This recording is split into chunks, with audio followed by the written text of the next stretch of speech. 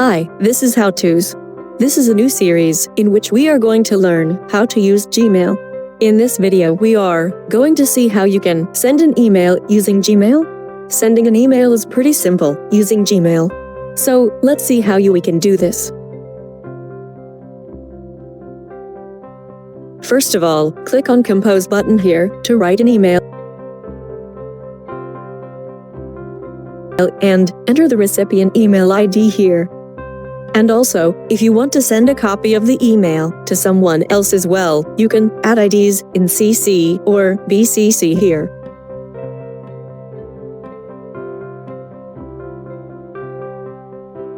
Now, enter the subject of your email here and then write the message in the mail body.